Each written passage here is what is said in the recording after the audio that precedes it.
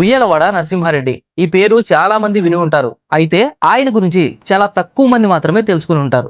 ఎన్నో ఏళ్లుగా చరిత్రకారులు పట్టించుకునే ఆయన చరిత్రని తెలుసుకుంటే మాత్రం ఇలాంటి వ్యక్తి నడిచిన నేల మీద మనం కూడా తిరుగుతున్నామా అని మీ ఒళ్ళు పులకరిస్తుంది.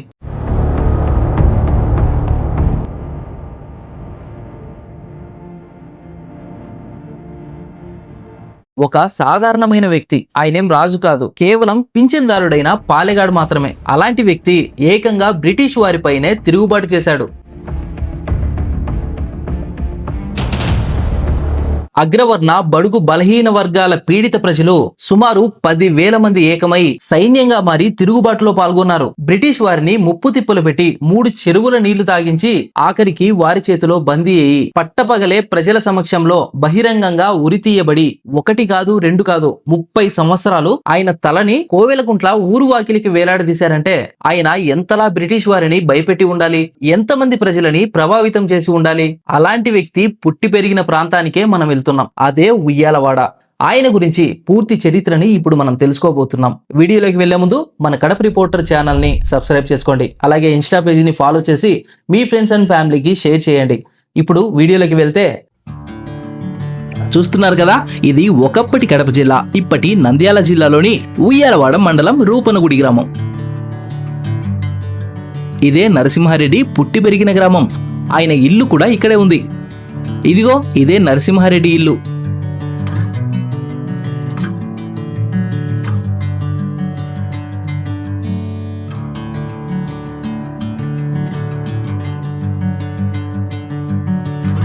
భారతదేశ మొట్టమొదటి స్వాతంత్ర సంగ్రామంలో బ్రిటిష్ వాళ్ళతో పోరాడి ప్రాణాలర్పించినటువంటి ఉయ్యాలవాడ నరసింహారెడ్డి గారి పుట్టిన ఊర్లో అయితే మనం ఉన్నాము. ఇది వచ్చేసి రూపనగుడి.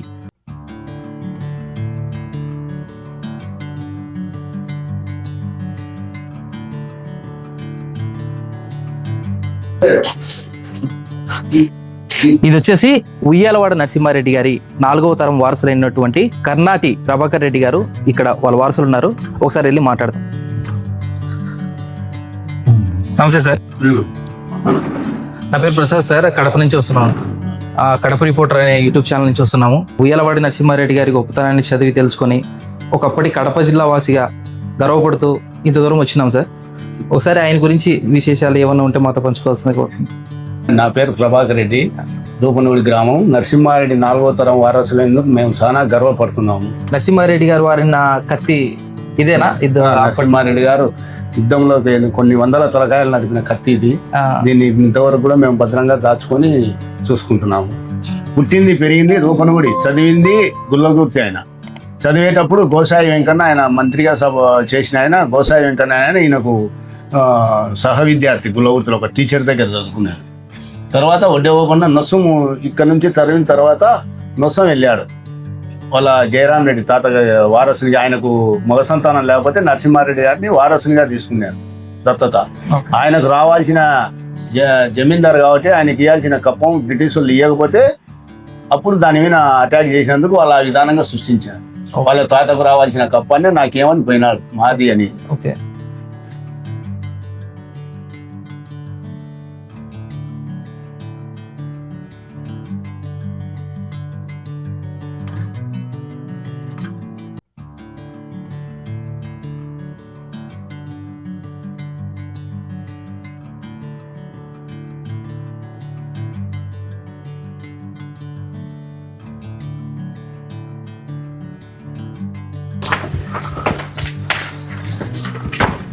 ఇప్పుడు ఈ ఇల్లు వచ్చేసి అప్పట్లో ఆయన నివసించిన ఇల్లేనా సార్? ఇంకోటి లోపలండి పాత ఆయన జన్మించిన ప్లేస్. చూద్దాం సార్, తీసుకోండి.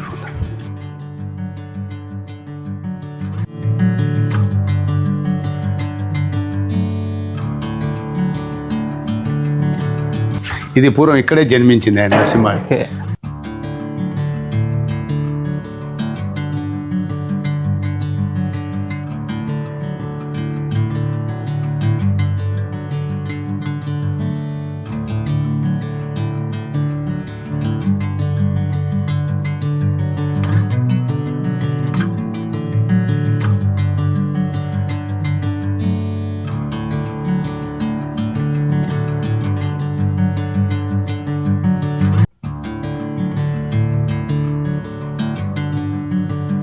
పుట్టిన బర్త్ ప్లేస్ ఇదే, పుట్టిన స్థలము, పుట్టి పెరిగిన ఇండ్లు. తర్వాత గులవృత్తి చదివి నొసం వెళ్ళిపోయిన తర్వాత ఆ జ్ఞాపకాల కోసం దీన్ని అట్నే పెట్టుకున్నాం ఇండ్లను కూడా. దీని మీద ఢిల్లీ నుంచి ఒక ఛానల్ వాళ్ళు వచ్చారు. ఆ ఛానల్ వాళ్ళు వచ్చి ఈ ఇంటిని ఎందుకు మేము మోడీ గారికి ఇస్తాము, దీన్ని ఇట్నే గుర్తింపుగా పెట్టండి అని చెప్పి మాతో కూడా చెప్పి వెళ్ళింది.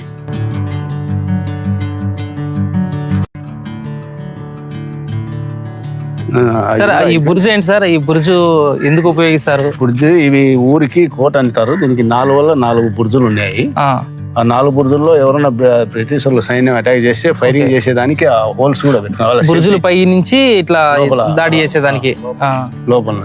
ఓకే. ఏదన్నా అంటే ఫిరంగులు అట్లాంటివి ఏమైనా ఉండేటివా సార్? ఫిరంగులు గిద్దలూరు దగ్గర ఫిరంగులు ఆ కోటలో పెట్టుకున్నారు. అక్కడ జరిగింది. ఇక్కడ కూడా అటాక్ చేస్తారని ఆయన సేఫ్ సైడ్ గా ఇక్కడ పెట్టుకోండి. ఓకే. ఇక్కడ కోట కూడా ఇక్కడే ఉండేది. 4 ఉన్నాయి. 4 ఇట్లా మీద సైన్యం కోటని ఊరు చుట్టూరు దాన్ని ఎవరు రాకుండా జాగ్రత్తగా ఆయన కట్టి పెట్టుకున్నారు. ఆయన స్వతంత్ర సమరంలోకి ఎంటర్ అయిన తర్వాత ఎక్కువ ఎక్కడ ఆయన పోరాడినాడు, ఎక్కడ యుద్ధాలు చేసినాడు? ఎక్కువ ప్రకాశం జిల్లా గిద్దలూరు ఫస్ట్ వారు, తర్వాత నల్లమల ఫారెస్ట్, తర్వాత నొస్సంలో పెద్దవారు. నొస్సంలోనే ఆయన సైన్యం కూడా చిక్కిపోయింది, చాలా నష్టపోయింది. 10,000 సైన్యంలో ఒక 700 మంది కంటే మిగల్లే. బ్రిటిష్ వాళ్ళు కూడా ఒక 500-600 మంది బ్రిటిష్ కూడా చనిపోయారు ఆ యుద్ధంలో. ఆయన చేతి కింద మొత్తం 65 గ్రామాలు ఉండేది. చుట్టూ 65 గ్రామాలు నరసింహారెడ్డి గారి చేతి కింద. 65 గ్రామాల్లో ఎక్కువ కలవటాల వాళ్ళు, నొస్సం వాళ్ళు, రూపనగుడి, గుల్లగుర్తి, ఆలోకొండ, ఇటు సైన్యం అంతా ఊర్లో అమ్మడి ఎక్కువ జత అయి అప్పట్లోనే 10,000 సైన్యం తోడైంది నరసింహారెడ్డి. ఇవి కాకుండా అటవీ ప్రాంతంలో ఉండే గిరిజనులు వీళ్ళందరూ కూడా వచ్చి చేరి ఆయనకు సహాయంగా ఉండి పోరాడినారని చెప్పేసి అంటుంటారు. కొండలో ఉండే చెంచులు గాని, సుగాలు గాని బాగా సపోర్ట్ చేసినారు. ఎందుకంటే ఆయన బ్రిటిషర్లు గోడాడి పీటర్ ను అందుకు చంపిన తర్వాత వాళ్ళంతా చెంచులు వాళ్ళ ఈయనకు బాగా నల్లమల్ల ఫారెస్ట్ లో బాగా సపోర్ట్ చేశారు.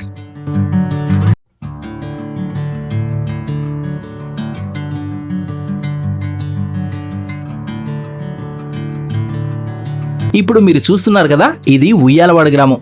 ఇక్కడ మరొక ప్రముఖ వ్యక్తి కూడా జన్మించారు. ఆయనే మహాదాత బుడ్డా వెంగళరెడ్డి గారు. ఇక్కడ కూడా నరసింహారెడ్డి వంశీయులు ఇప్పటికీ నివసిస్తున్నారు. ఈ ఉయ్యాలవాడలో ఇదిగో ఇక్కడ కనిపిస్తుంది కదా, దీనినే ఊరువాకిలి అంటారు.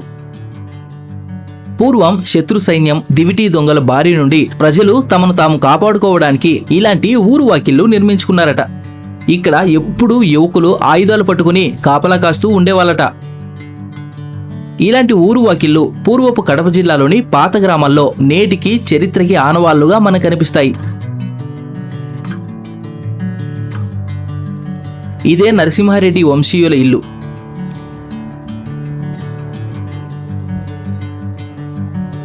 ఈ ఇల్లు నరసింహారెడ్డి కాలం నుండి ఉందట.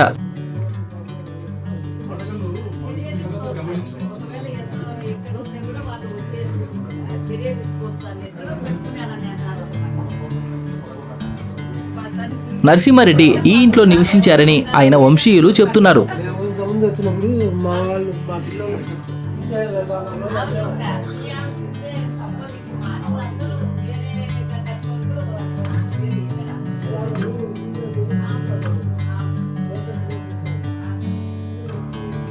ఇక్కడ చూస్తే గడపమానికి అందమైన శిల్పాలు కూడా ఉన్నాయి. ఇక్కడ చూడండి, అందమైన శ్రీకృష్ణుని విగ్రహం. ఈ ఇంటిని ఆయన గుర్తుగా ఇప్పటికీ ఆయన వంశీయులు చాలా జాగ్రత్తగా కాపాడుకుంటూ వస్తున్నారు. ఇక్కడి నుండే ఆయన తిరుగుబాటు ప్రారంభించారని మనకు తెలుస్తూ ఉంది. ఈ తిరుగుబాటు చేసే క్రమంలోనే ఆయన కోవెలకుంట్ల ట్రెజరీ పైన దాడి చేశారు. ఆ ట్రెజరీ ఇదిగో ఇక్కడ కనిపిస్తుంది కదా, ఇదే ఆ ట్రెజరీ నిర్మాణం. ఇప్పుడైతే ఇక్కడ ట్రెజరీ లేదు. ఆ ప్రదేశంలోనే ఆయన జ్ఞాపకార్థం ఇక్కడ విగ్రహాన్ని ఏర్పాటు చేశారు. అలాగే అప్పుడు ట్రెజరీ పైన దాడి గురించిన సమాచారం కూడా రాశారు. దాన్ని మనం ఇక్కడ చూడొచ్చు.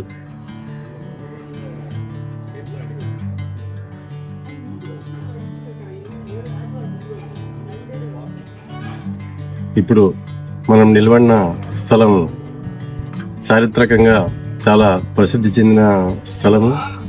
ఈ స్థలంలో బ్రిటిష్ వాళ్ళు ట్రెజరీని నడిపేవాళ్ళు. ఈ ట్రెజరీ కోవెలకుంట్ల తాలూకాకు మొత్తానికంతా చెందినది. దానికి సంబంధించిన అమౌంట్ కూడా ఇక్కడే ఉండేది. ఈ ఉయ్యాలవాడ నరసింహారెడ్డికి జరిగిన అవమానంతో ఆ అవమానాన్ని తీర్చుకోవడానికి ఆయన మొత్తం తన సైన్యంతో ఈ ట్రెజరీ మీదకి దండెత్తి అక్కడుండే ట్రెజరీ అధికారులను అంతా బంధించేసి ఆ మొత్తం సొమ్మునంతా తీసుకొని తనకు జరిగిన అన్యాయానికి ప్రతీకారంగా ఆ వీర నరసింహారెడ్డి చేసుకున్న ఇది మనకు చరిత్రలో రికార్డ్ అయి ఉన్నది. ఇది జగన్నాథ కొండ. ఈ కొండపైన ఒక ఆలయం ఉంటుంది. ఆ ఆలయంలోనే నరసింహారెడ్డి సైన్యంతో పాటు తలదాచుకుని ఉండగా బ్రిటిష్ వారు పక్కా సమాచారంతో ఆయన్ని పట్టుకుని బందీని చేశారు.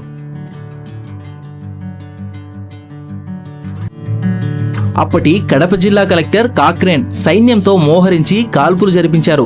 ఇక్కడే సుమారు 40-50 మంది చనిపోగా నరసింహారెడ్డి కాలికి తుపాకీ తూటా తగిలి దొరికిపోయాడు. ఆ తర్వాత నరసింహారెడ్డిని కడపకు తరలించగా అక్కడ కోర్టు ఆయనకి ఉరిశిక్ష విధించింది. కోవెలకుంట్ల పట్టణం వద్దనున్న జుడేటి ఒడ్డున కుప్పాల బావికి దక్షిణం వైపున 1847 ఫిబ్రవరి 22వ తేదీ సోమవారం ఉదయం 7 గంటలకి 2000 మందికి పైగా జనం చూస్తుండగా ఇదిగో ఇక్కడే నరసింహారెడ్డిని కలెక్టర్ కాక్రేన్ ఉరి తీయించారు. ఆ తర్వాత ఆయన తలని ఇక్కడ కనిపిస్తుంది కదా, ఈ ఊరు వాకిలికి 30 సంవత్సరాల పాటు వేలాడదీసి ఉంచారట. ప్రజలెవరూ తమపై తిరుగుబాటు చేయడానికి సాహసించకుండా భయభ్రాంతులు చేసేందుకు బ్రిటిష్ వాళ్ళు ఇలా చేశారు. ఇప్పుడు చూశారు కదా, ఈ ప్రాంతాలన్నీ చూసినప్పుడు మనకు ఖచ్చితంగా ఒక తెలియని అనుభూతి కలుగుతుంది. ఒకప్పుడు ఈ ప్రాంతాలలో ఇంత ఘోరం జరిగింది అనడానికి సజీవ సాక్ష్యాలుగా ఈ ప్రాంతాలు కనపడుతున్నాయి. చూశారు కదా, ఇది మన ప్రాంతంలో బ్రిటిష్ వారిపై జరిగిన మొట్టమొదటి తిరుగుబాటు. ఆ తర్వాత 10 ఏళ్లకి సిపాయిల తిరుగుబాటు వంటి స్వతంత్రోద్యమాలు జరిగాయి. మరి చూశారు కదా, ఈ వీడియో పైన మీ అభిప్రాయాన్ని కామెంట్ చేయండి. అలాగే ఇలాంటి వీడియోలతో మరిన్ని విషయాలు తెలుసుకోవాలంటే ఇప్పుడే మన కడప రిపోర్టర్ ఛానల్ ని సబ్స్క్రైబ్ చేసుకుని మీ ఫ్రెండ్స్ అండ్ ఫ్యామిలీకి షేర్ చేయండి. నేను మీ Prasad, signing off. Thank you.